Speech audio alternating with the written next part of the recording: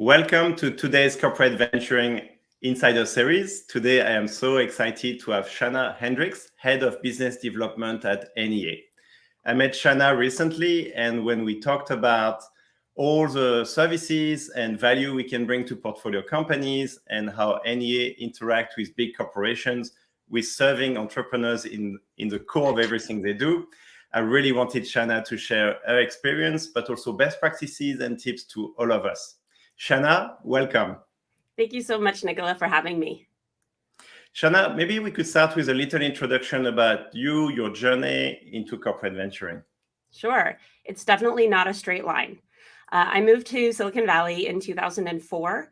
At the time, I was doing public relations, communications. So I started working at a small boutique PR firm in San Francisco. They've grown today, and it's amazing to watch that happen and be present and local for that as well. So I started at Launch Squad, and at that time I was doing public relations for startups. So the firm would work with companies that we invest at NEA in today, and really help them define their message and pitch their story to media and help them launch their company. And then I left there and went and did public relations on the consumer side. And so I worked with a firm up in Seattle, doing a lot of more winter sports, public relations and communications. And then after doing that for a little while, left and went to a large agency called Hill & Knowlton. And they do PR for large Fortune 500s. Companies or larger startups at the time. That was their focused area. And I worked there for several years. And then I went in-house to two different large corporates, Shutterfly, and then followed by Tesla. And then it was really from Tesla where I joined NEA. And I joined NEA to be part of the marketing and communications team. Arguably, it was probably the first platform or portfolio services hire that they made that really kind of pushed that team to exist here at NEA. And about 6 months into being here at NEA, we saw an influx of interest from corporates who wanted to come to the Valley and understand what was happening out here, who they needed to know to be innovative, what firms could help them find startups to work with to help them with their digital transformation. And we just saw a steady drumbeat of interest. And so for about a year and a half, I actually did both. I supported marketing and communications while also supporting what we didn't know at the time, or what we didn't label at the time as business development, but just corporate relationships. And about a year and a half of doing both of those jobs, we figured that this was probably a full-time gig for somebody. And I was lucky enough to raise my hand and say, I'd happily do this full-time. And so, like I said, it wasn't a linear line into coming into this role, but I've been working full-time in the business development arena here at NEA for about 7 years. I've been at NEA a total of 9, and it's great. It's one of the best jobs in the world, I think. And it's one of the best VCs in the world. So I'm very lucky. So let me maybe start with double-clicking on the peer side, because this is actually a very important discipline that benefits startups as well as corporations. What I find interesting in your background is that you've helped startups as well as Fortune 500. Mm-hmm. And if you think about startups that VCs invest in, we want them to become the next Fortune 500. That's so right. Can you talk about your background and the fact that you've had these two extreme of the spectrum, how it's helping you? Yeah, it's interesting. When I was preparing for this interview, I thought a lot about the decisions I made to help my career kind of round out. I often thought when I was doing the PR stuff, I often thought of it as pieces of a pie. So you've got the Fortune 500 PR, you've got in-house PR, you've got startup PR. And as I kind of went through my career, I really wanted to get all of those pieces of the pie. It's kind of like one of those Trivia Pursuit pie game pieces, right? You want a little piece till you get to the end. And so I think I lean on a lot of the skills that I developed early on in my career on the PR side today. One of them, I don't know if they still say it about PR, but PR is really about listening. And um, and my job is a lot of listening. It's a lot of listening to entrepreneurs to understand what they're building and what their goals are and what their strategies are. And then it's listening to corporates, understanding what solutions they're looking for, what are the challenges they're facing, and what are the opportunities that they're looking for as well. And really, the best part of my job is understanding both sides of those coins, and then kind of being this matchmaker in the middle that says these two people should talk. And so working with startups and early in my career, I really got to understand kind of how the entrepreneur thinks and what it takes to build a business from two people in a garage, or three people in an idea. And so that has really helped me today as I work with those kinds of entrepreneurs that we're investing in today. Very nice. And a pie is circular, so I feel like you can go full circle many, many times.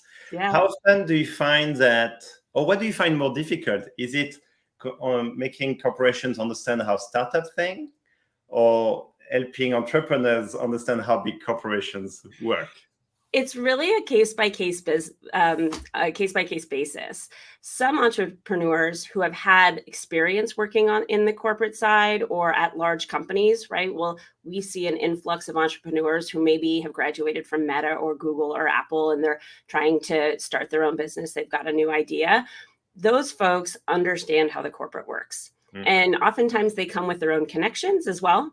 But when we're investing and working with entrepreneurs who are maybe just dropped out of Stanford or just graduated from MIT or another school, they have less experience working directly with corporates. And so there's a little bit more, I don't want to say hand-holding, but there's a little bit more guidance that's required to help these folks navigate building the corporate relationships. Very nice. And if we touch about business development, I feel like your background is really helpful. And you just said it's about listening. I would argue business development is also about listening. I would agree. There's probably people listening to this saying, no, business development people, PR people, all they do is talk. All they do is pitch, right? But I agree with you. I think there's a lot of listening that has to go on. And on the Fortune 500 side or the large corporate side, they are not always trained with how to work with a startup.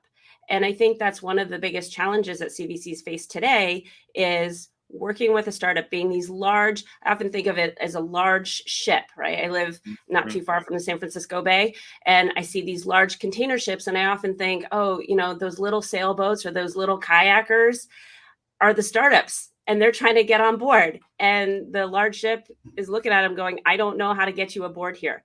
And so that's a very rough metaphor, but that's how I think CVCs can kind of spend a lot of time is understanding how best to structure themselves so that they either don't scare off a startup, right? And a startup says, I don't want to work with them, or culture. Sometimes it's a culture thing, right? The corporate has to be a little bit more startup minded for a startup to land within a corporate and be successful. Yeah, I like to think about startups as more of the very fast but very small boats. So they can be agile, they can move fast, but of course they are not big. That's right. Those tourist attractions, right, where you pay a lot of money and they take you out and they do spins on the water. Yeah, that's a startup. Yeah, exactly. And earlier you mentioned the platform team, which is not so common for financial VCs to have, but it feels like the best financial VCs will do a platform team to actually add even more value. Could you make the argument why financial VCs should think about having a platform team? Yes, I can. And I think they're becoming more and more common.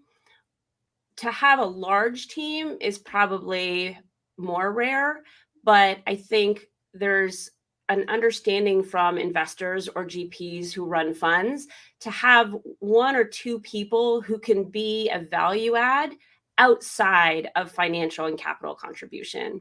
And so, like I said, we didn't have a platform team kind of officially, or we call it portfolio services, but for the sake of this call, let's call it platform because it rolls off the tongue a little bit easier.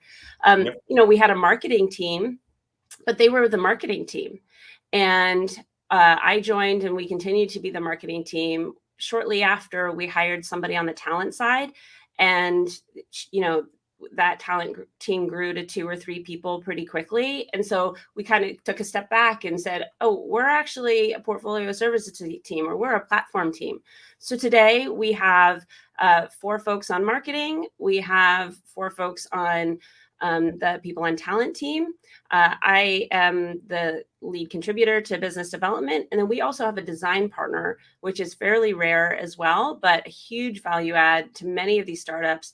If you think startups are mostly built by engineers who might not have a ton of design experience, even as far as hiring your first design lead can be kind of a challenge.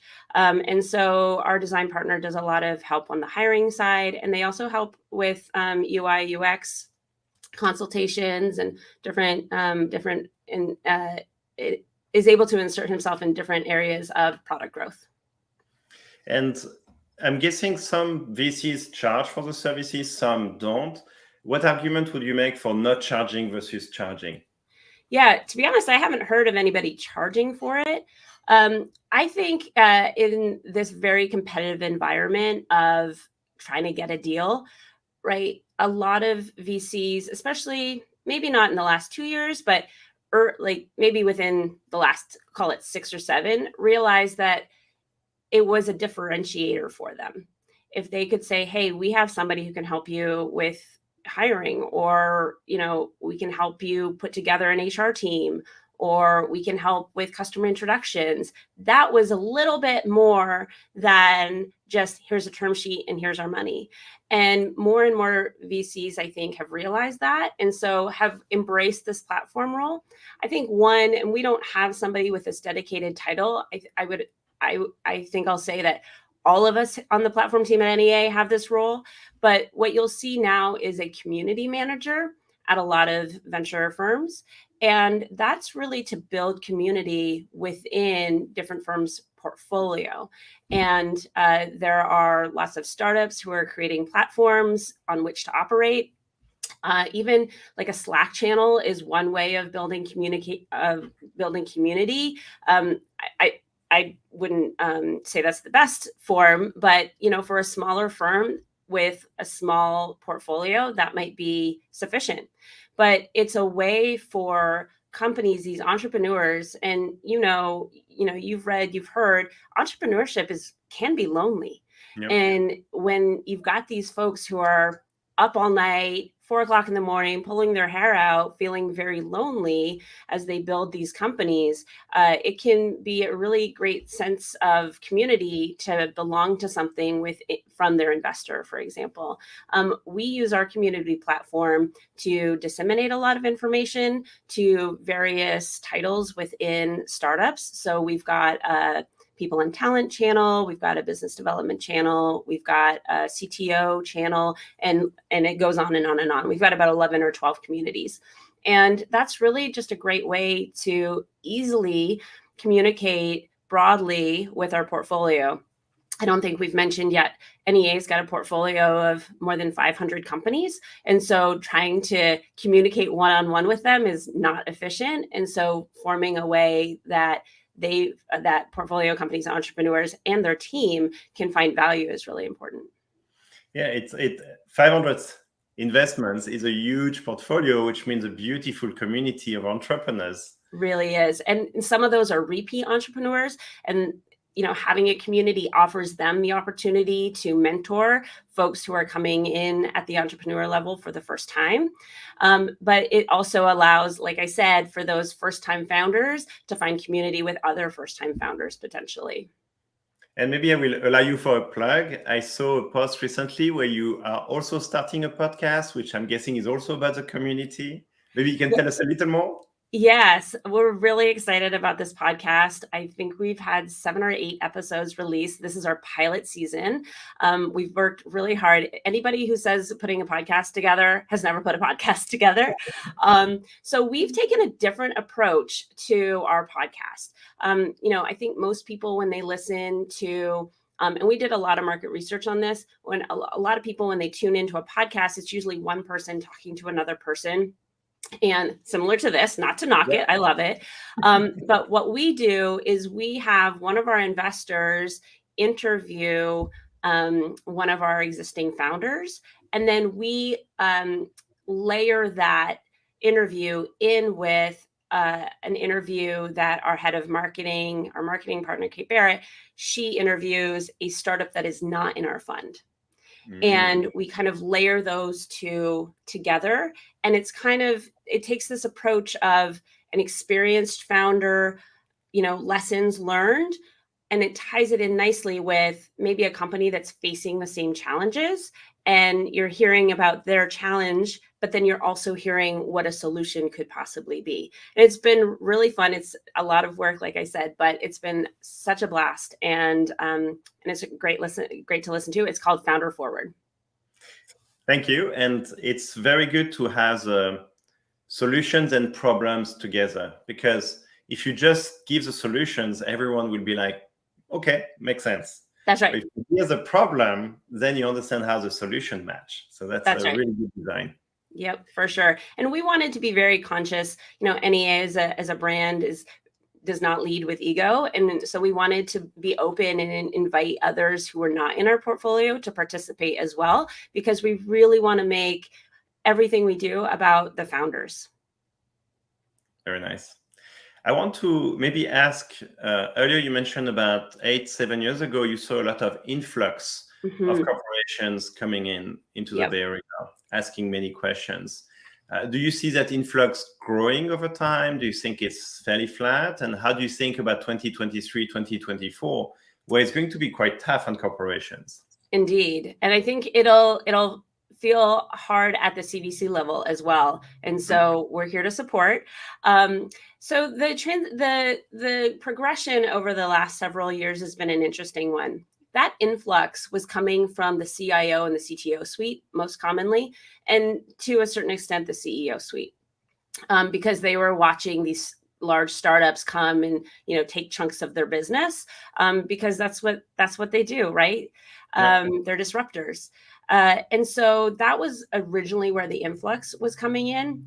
I think what you'll probably hear from a lot of folks in my role is a lot of that was what's called tech tourism. I didn't coin the term. I don't know who did. And, for the most part, we're okay with that. We are a big enough firm and have enough portfolio companies that's bound to happen. And we know that. But I think over time, what was happening, and this is, again, my perspective from my role, and I'm curious to hear if you have a different perspective, but I think what was happening was those CIOs were super excited when they were flying out here. They were coming from the East Coast, they were coming from the Midwest, and then they'd go back to work and they were here maybe alone or maybe with one or two of their direct reports or their peers. And it's hard to bring the energy of Silicon Valley back into their everyday. And they realized that they still had a full-time job, but what needed to happen was a dedicated team to startups and emerging technology. And so I saw more of an invent of the VP of innovation role at that point. And so that was going steady. We're seeing mostly VPs of innovation show interest, because they're reporting to the CIO or to the C-level suite. So again, sometimes the CEO of these corporates would be the ones who are leading the charge in innovation. And so they would want, or the CFO, we get these direct reports who are focused on finding startups. And so then it became more the VP of innovation. And again, the inbound, of inquiries was still steady. And then everybody was like, hey, we would love to get a piece of the pie. If we're going to work with a startup, let's maybe also, try to get on the cap table. And so then CVCs started reaching out and they were saying, hey, I'm tasked with finding new startups to help our business units. And so it's really expanded over the last 6, 7, 8, 9 years on who is interested in talking to VCs and who's interested to talking to us, but also our startups. Yeah. I can understand the tech tourism term, actually, because people come from outside the Bay Area, they come to the Bay Area, they experience how vibrant and dynamic it is, they have a great time, they get excited, like if you were going on holidays. And then you go back to your corporation, which is like going back to work with all the realities of a big corporation, and you may not be able to pull the corporation into the same excitement. That's right. I feel like, and maybe you've alluded to it, I feel like corporations and corporate VC trend is helping to professionalize how to consider innovation from external, especially from entrepreneurs, and be leveraging this into the corporation in a much more respectful way than just being tourist and not doing what to do. That's right. That's right. And I think it is a challenge that I think companies are solving in different ways. I know some corporates have tried to gamify the way that they innovate, right? By creating hackathons or the like, having prizes for the team that kind of can find a partnering organization to improve something within the organization. I think that's an interesting approach. Within large corporates, they're developing their own business development on the innovation side to basically host these tech tourism days on site or on their own property versus, hey, let's all get on a plane and go into Silicon Valley. There's an advantage to traveling here, right? You can easily hit 4 or 5 VCs in a span of 500 feet. So from a time efficiency perspective, that's not a bad way to go. But I think every corporate is trying to figure out what works best. And I think it comes down to culture, honestly, Nicola. And you probably have this at TDK as well. You guys have a wonderful culture of innovation. And I think having that kind of culture is really helpful when you're trying to figure out how to programatize working with startups. And maybe touch on professionalization of these corporate VCs. Are you able, when you meet the corporations, to get a sense that their culture is going to work really well with a local corporate VC, and some of the culture may not be as prone to success? Can you sense it when you talk to the CEO of these companies? A little bit. I often ask a lot of questions about process. So, for example, they might show, and I guess the process really starts with how they're laying out what their interest areas are. Some corporates have decks of slides and slides upon slides of here's how we want to innovate. Here are all the areas we want to innovate on. That can be really exciting, but it can also be a little overwhelming because I know from experience, you can't do all of that at once, right? It's pushing through 1 or 2 projects at a time or 1 or 2 startups at a time is really the most successful way that I've seen, because it can be really a lot of work to embrace these startups and help them navigate. But I think asking them questions like, what is the process after you meet a startup? What then happens? Also, I think one other differentiator between companies that on their approach, I should say, one differentiator of their approach is, are they working directly with a business unit? How do they work with the business units? Sometimes the CVCs specifically are not engaged with the business unit. Oftentimes those CVCs are much more financially focused. They're focused on the financial return, less so on the strategic. CVCs who are focused more on strategic often work more lockstep with the business units. I've said this publicly in the past. MetLife has always done a really good job of working with their business units, getting a list of all of the challenges that their business units are facing, and then looking for solutions for those. And so that's probably, the biggest highlight for me of how things are going to move forward is how close they are engaged with the business unit or the CIO team. And here I feel like there is an interesting, not binary, but two different type of CVCs, the one that are much more strategic. That's right. And that involves the business units very deeply, and the ones that are more financial. And I could imagine that at NEA, your investment team would prefer the financial VC in a way that they think the same and they think about the valuation. That's right. But the platform team would prefer the strategic CVCs because they come with a clear intent of engagement with the startup and adding value. Yes, I think we equally welcome relationships with both. I think strategic investors, strategic CVCs can be super helpful to our companies who are looking for either that first customer or that fifth customer or that 15th customer, frankly. And strategic can really add a lot of value to a startup. There's two schools of thought working with strategics. It's work with them because there's opportunity inside of their business. It's don't work with them because they'll just weigh you down and make it really hard to move quick. And so I think as corporates are becoming more attuned to moving quickly and being more dynamic, I think working with strategics can be really helpful. Very good. So I think it's a great message to the audience. Whether you're financially driven or strategic or hopefully both, you're very welcome at NEA. Did you attend the GCVI conference 2 years ago in 2022? I did, yeah. There was a theme at that conference about financial VC or financial returns versus strategic returns. And we were just hearing whispers of a market slowdown at that time. And the message coming out of that conference was, we're just staying the course. And, being a strategic investor is a great thing. And if your CFO is involved, you're not a strategic investor, you're a financial investor.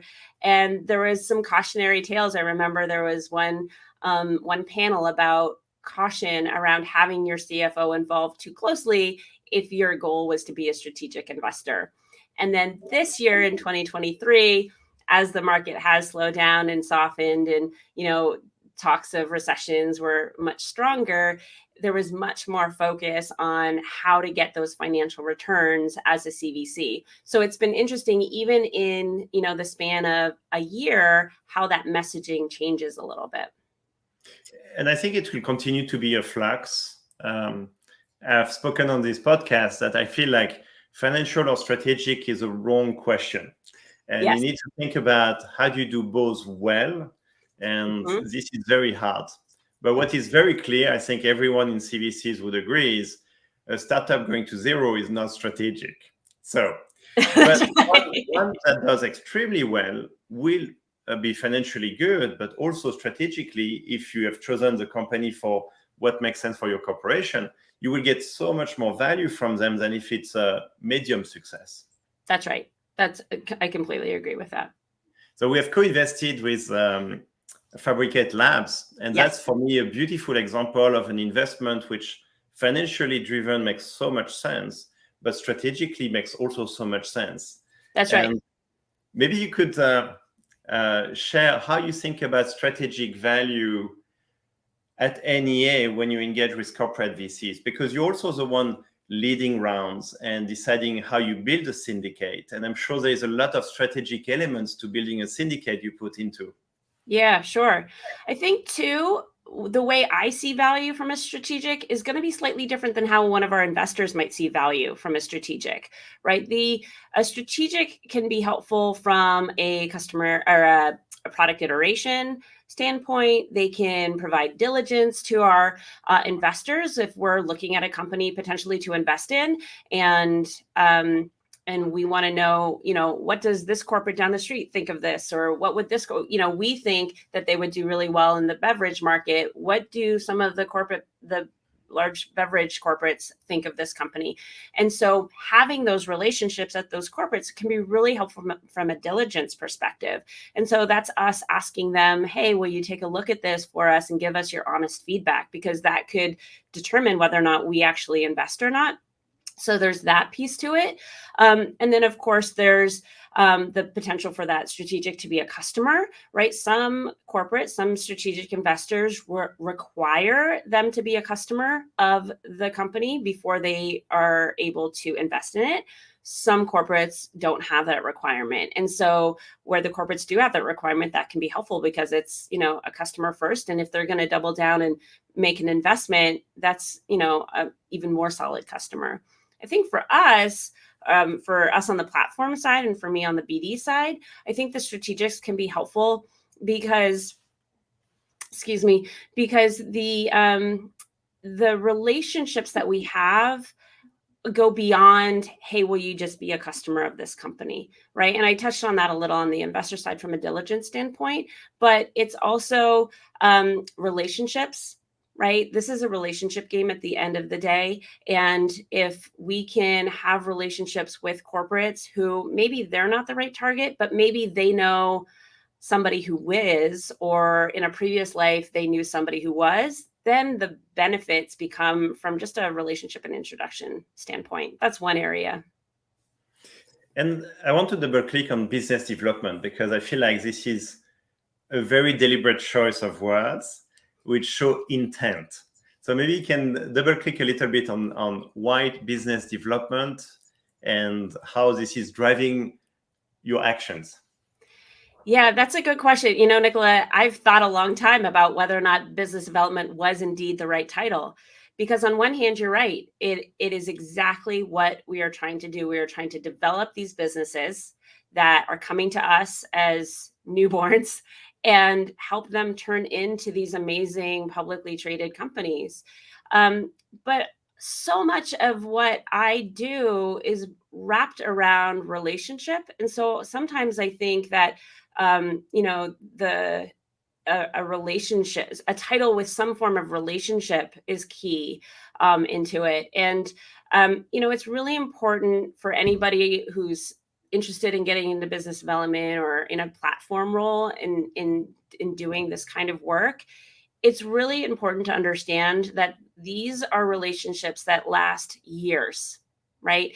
And you don't want to build a relationship. Like, I don't want to have a relationship with you, Nicolas, where every time we talk, maybe it's once a quarter, once every 6 months, I'm asking for something, right? I want to be adding more value to you. And so maybe it's once a year I'm saying, hey, there's this company, can you take a look at it? That kind of thing. And so I do agree. I think business development is an excellent title, but I don't think it captures some of the finer, the finesse of what this role really can be.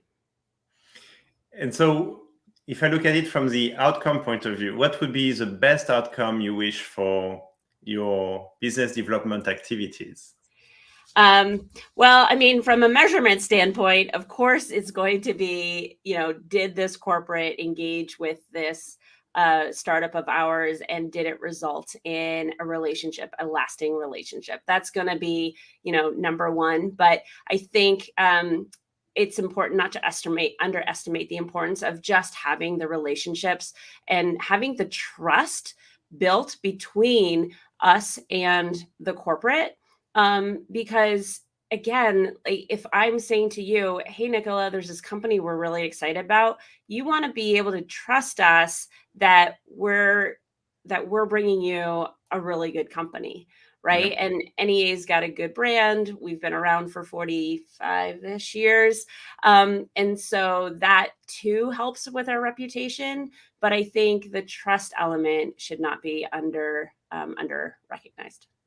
And it's back to your point about listening. You have to really listen to the corporation's needs and desire and vision and make the beautiful match with the startup. And that's when you can make the introduction. And it's not about quantity, it's really about super high fidelity and quality. I love that you said that, because it sparked something I said to somebody the other day. Like I said, we have 500 portfolio companies. it's divided about 30 to 40% of that 500 is on the healthcare side. That's healthcare, life sciences, biopharma, and medical devices, and digital health services, health IT and services. And then that leaves the other kind of 60 to 70% being enterprise and consumer. And on that side, there's probably about 300-ish companies. And if I was talking to you and you said, these are the 4 areas of interest, I might have 10 companies to offer for you to look at. But if one of those is a match, I consider that a win. Yeah. Because, it's the same kind of odds as financial returns in venture, right? They say that for every 10 investments you make, one's going to be huge, and two to 4 of them are going to be pretty good. And then there's a handful of them that are just expected to go to 0. And that's okay, because that's the odds that we play. And I would argue the same applies for this role as well. I'm going to give you 10 companies, and if one of them works, that's still a win. Yeah, no. And so let's move to corporate VCs. What are for you the best attributes of a corporate VC that you really want to engage with? Yeah, I really like the ones that are engaged with their business units. Yep. But I think, some great attributes to some of the good corporates that we work with today. And I mean, they're more good than bad, for sure. I think folks in this role, most folks are new, maybe not new to technology, definitely not, oftentimes not new to the company, but new to the role because it's a newer role. So there's a lot of interest in learning and being active in participating in conversations with us, with our portfolio companies. So the interest to learn scores really high. And then developing a team or a culture, I think, on their side that is open to working and engaging with startups is also really helpful. I love getting on calls. I have a lot of quarterly calls or biannual calls, and I love getting on those calls and talking for the first 20 minutes of a 30-minute conversation about a trend. And we're not even talking companies, we're not talking problems, but let's talk about trends and figure out, what, and that kind of helps me understand the direction that these companies are going. And very rarely is it private information. Most of the information we're talking about is public information anyways, but understanding those trends. And if you can get those innovation people to be part of that conversation or to understand the trends that are happening so that that they are also going to be guiding the corporate in that direction, that's really great too, because we can see that the innovation is coming from kind of all areas. And this is a great funnel or a great channel into that company. So I love that as well. I remember our discussion last time we met with you and Greg about generative AI and what that could mean in terms of all our portfolio, but also where we moved next for investments. That was an amazing conversation because there's so many things we don't know. And we have to make hypotheses and then try to test them.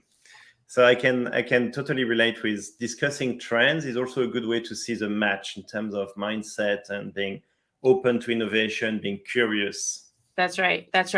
I said to somebody recently, they said, I'd like to talk about Gen AI. And I said, I don't know what that is. I've never heard of it before. Because everybody wants to talk about it, which is great. It's great. I mean, AI is going to be just an amazing tool for productivity, of course. And we're already seeing it in our own portfolio. We've gotten some new companies in our portfolio recently on the Gen AI side, but we also have companies like Forethought who have been around forever, or it feels like forever, probably about 5 or 6 years now. And they've been doing AI and LLM since the very beginning, pretty much, and they're attacking the customer service problem, or the opportunity, I should say. So their timing is now perfect. Exactly. And I mean, that's a trend too, right? Within startups is finding that timing. We've invested in companies in the past and they just haven't been able to find a foothold, and their timing's just off. And then you see 10 years later, right, that they're coming back, and And you think, oh, that company that we had 10 years ago or 15 years ago would have been great right now. I feel like a lot of what we do is about timing. I mean, clearly, financial VC or venture capital is about investing early enough before it's obvious to everyone else. Yep. But when I think about timing for the introductions you make and the engagements you create, you can't have it too early and then nothing stick. Yep. You have to find the right timing. And maybe you could talk about best practices about how do you time it? Like you said, it's not about talking every quarter. But if once a year you find the right time to do this engagement, that goes a long way. How do you think about that timing? Yeah. It's interesting. I'd say there's been a shift on the corporate side, on the corporate venturing side, to look at companies earlier. I think, 9-10 years ago, the few corporate, the CVCs that we were working with, they said, call me when they've got many customers, right? Call me at the Series C or D level, and we'll come in with a check, and we'll probably be more strategic, and we'll probably be a customer at that point. More and more, I'm talking to CVCs today who are interested in. I'm not going to say seed. Seed still feels pretty early, but definitely a Series A they're open to. There is one corporate that does work with seeds, and that's just that's the approach they want to take. But oftentimes seed and even Series A still feel a little early for a lot of corporates. So in response to your timing question, I think it can be, now that folks are going more early, I think timing is less of an issue if you are talking to corporates who are comfortable at those Series A or B stages. I once had a corporate say, we don't want to be the first customer, we want to be the third customer, right? And so we know about that company that they don't want to see the company before they've got a couple of customers. They have some footholds in the market, and that's when you can start reaching out. But I would also argue that, again, going back to how important relationships are, let's you and me talk about these Gen AI companies that haven't figured out how to generate revenue yet, but let's talk about them today. And I have zero expectation that you're going to do anything with them, but let me put them on your radar, because you are going to have conversations with your team or with other members of your organization over the next 6 to 9 months. And then maybe in 9 months, we'll say, hey, that company I mentioned has grown. They're doing this, that, and the other thing. And maybe that's the right time to connect you. I try neither to be a bottleneck nor a gatekeeper with our corporate or with our portfolio. And so sometimes corporates say, hey, I want to meet with this company. I leave it up to the company, the portfolio company, to decide, are they ready to talk to that corporate? Because sometimes the answer is no. Sometimes it's like, we're not ready for them. We can't have this conversation yet, but, we'll come back to you in 6 to 9 months. And that happens too. And it's great to see that founders are comfortable saying not yet to corporates. Yeah. And I'm guessing over time you calibrate as well, depending on the corporation. Indeed. Yeah. I would say, the first time you meet with a new corporate relationship, right, it's very much high level, get to know, kind of here's about me and here's about you, and here's how I came to be in this job. And then the next time you start to scratch a little bit deeper, understand more about culturally how they're working. And then you can also ask them, after you've known them a couple of cycles, you can ask them how it's gone with other portfolio companies that they've worked with in the past. And that's also good signal as well, because if they, they haven't done anything with any startups, that can be a red flag a little bit, because it means trying to get things over the threshold is really a challenge. And again, I don't want to be a gatekeeper, but I don't want our portfolio companies to be spinning their wheels when that there's not a really good chance of anything happening there. Yeah, I mean, their time is so precious. You want to protect the entrepreneurs. That's right. And corporations could actually be such a drawn on resources, because they have like 20 people on one side and the poor entrepreneur on the other side, and you have to make sure it doesn't mismatch. Yeah. And I think that's one of the value adds that BD folks can add is, hey, this company wants to talk to you, but here is all of my experience over the last 3 to 4 years of talking to this company. And here I just lay out all the cards and I say, you do what you want to do. I'm just giving you the information, and hopefully it's information that they wouldn't have had otherwise, and it helps them make a more informed decision. I like there's a golden nugget here, I think, which you're implying, which is you make sure they don't feel pressured by you to do these engagements. It's Agreed. their decisions, but you spend time to prep them so that if they do decide to engage, they are as well prepared as they can be. Yep, for sure. And sometimes I don't need to add a lot of context, but sometimes some of the earlier stage founders as well, some of the bigger companies, we're not taking the time of the founder. They've got a CRO that can take that call or take that meeting. And that's right up their alley to have these kinds of conversations. But it's the earlier stage folks who might not have a full sales team built out or a CRO in place at that time, that I'm really sensitive about taking over too much of the founder's time. So some of our audience are corporations and individuals who are thinking about starting a CVC. What type of advice would you give them as to the value of a CVC, especially as to engage with startups in a respectful way, but to learn about the emerging innovations? Yeah, I mean, a plug for my role, get to know the BD folks at the large venture firms, because they can really help you navigate which companies, because it's very overwhelming, right? Sometimes you talk to folks and they say, I'm looking for XY solution.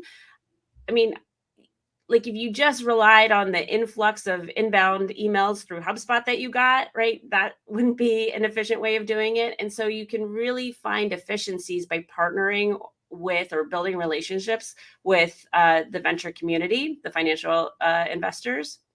So I'd say that's really good. More and more, I'm seeing a platform role develop also in the CVC. So CVCs, they're making tons of investments. They might have 20, 30, 40 investments under their belt at some point. And they also realize that they want to build community within their own portfolio, right? That piece about community building that we talked about at the top of the call, that also applies to CVCs. And so I'm seeing more platform opportunities. So maybe CVCs want to consider, once they make that investment, who's going to manage the relationships of those portfolio companies, of those startups, because it can't be the investor. They're busy investing and out at events and traveling and board meetings and all the things. And so if you think as you develop your CVC for the first time, who's really going to manage those relationships? Who's going to be the person that they're going to call? How are you going to disseminate information to them? How are you going to help them? What is your value add to them outside of capital, especially if you're financially motivated? Or outside of strategic value? Can you bring one of your portfolio companies into an organization, right? There's tons of global CIO organizations. Can you help them help portfolio companies find other customers within your network, that kind of stuff? So I think it's important to think broadly. And this is all from my perspective, right? If you asked an investor, they would offer you a different piece of advice. But from a relationship and business development standpoint, I think thinking through kind of how you're going to manage the portfolio, build relationships with folks, find deal flow, right? Where is your deal flow going to come from? Is it just inbound through your inbox? Again, that's where partnering or having relationships with VCs like NEA can be helpful. So many golden nuggets. But I think if I was to summarize it, it's you may be thinking about starting a CVC, but don't think about it just for what it is for me, but how am I going to add value to the ecosystem, the entrepreneurs, the other partners, and investing partners? That's right. Exactly. Yeah. And what also I think is coming through this golden nugget is, don't think just about starting with an investment team that will just make investments, but already start holistically thinking about, how do you build a portfolio? How do you add value to them? That's right. Even down to some of the tools. And I don't want to get into the weeds of this, but how are you going to communicate broadly with your team, with your portfolio, or what are some of the things that they might ask you for? I think that is also kind of a nod to co-investing alongside financial VCs like NEA. We have programs like that in place. So maybe that's just not going to be where the value comes from for your CVC.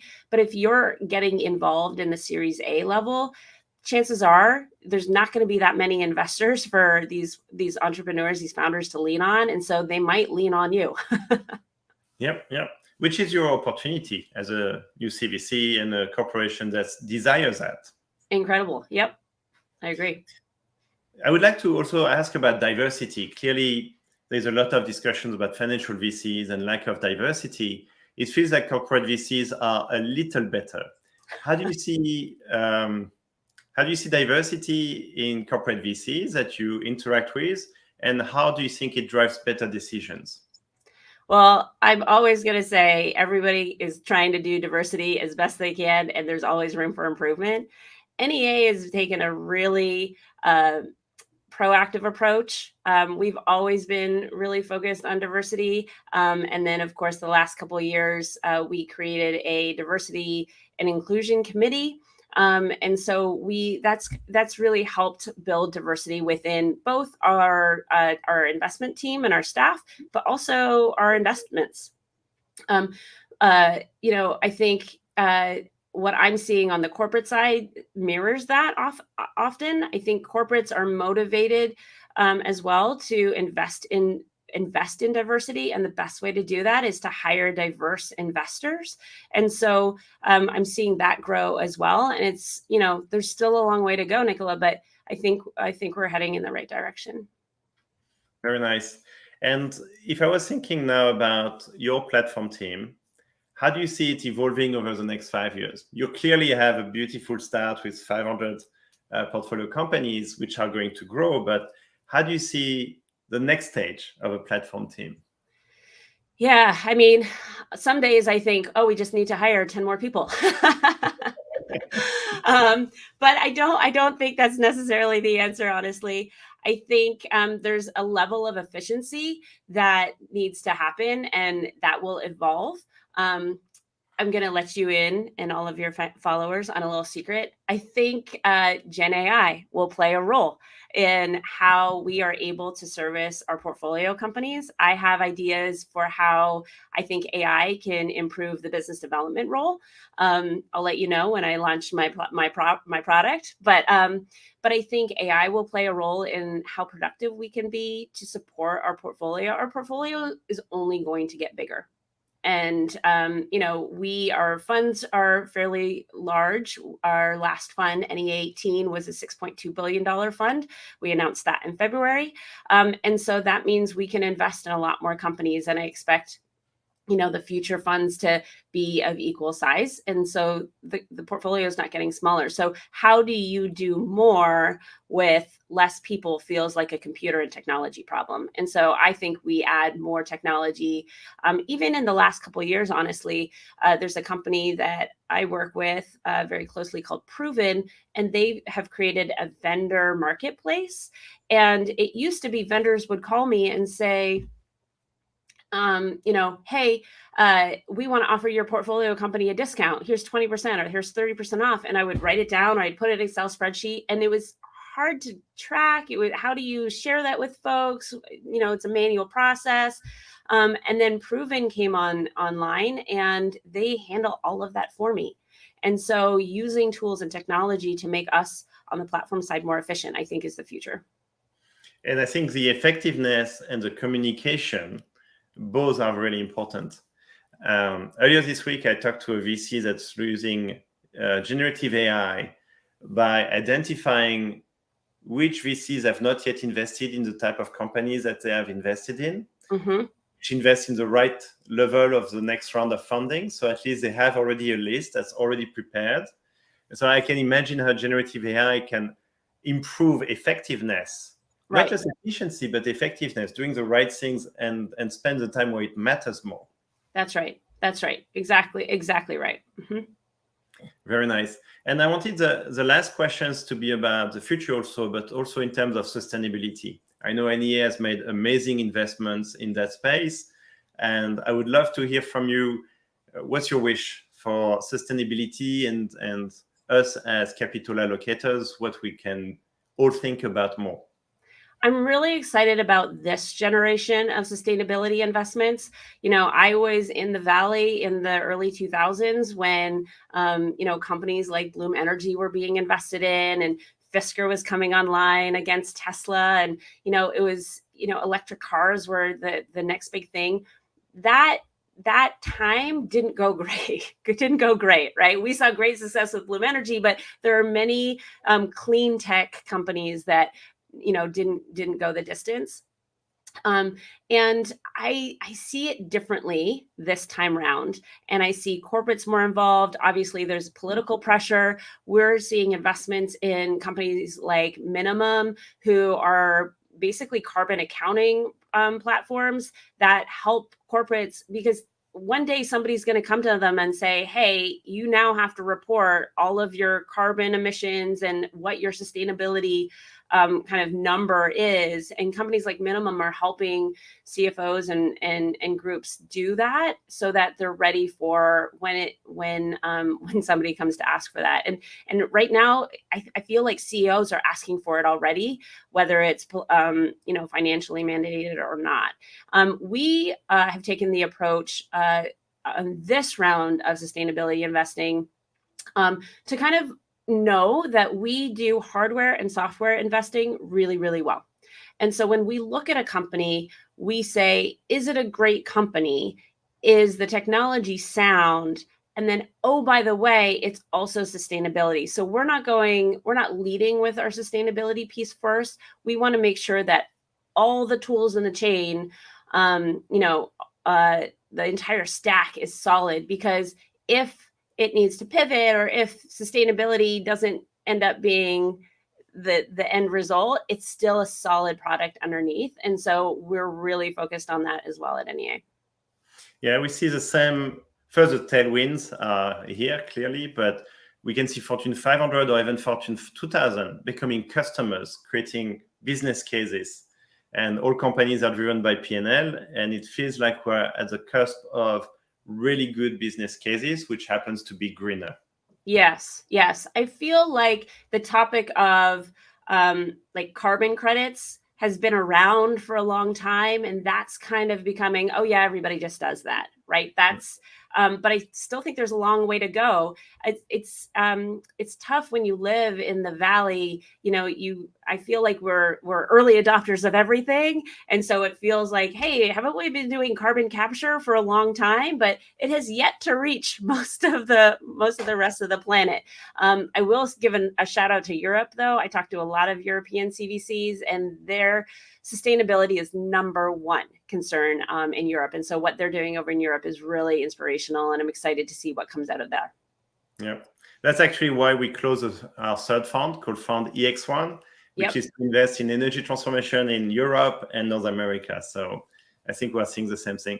Shanna, I want to thank you for your time today and helping the audience to think about how to engage with entrepreneurs, to bring value to them, to be strategic about it, the value of the business unit engagement, but also about reaching out to you, because you're not the gatekeeper, but you're going to prep both sides to make sure there's a really good match. Yeah, it doesn't help anyone to, not have a solid relationship on both sides. So I'm happy to help anybody, happy to be a sounding board, and, have deeper conversations with anybody interested. Thank you so much, Shanna. Thank you, Nicolas. Have a great day.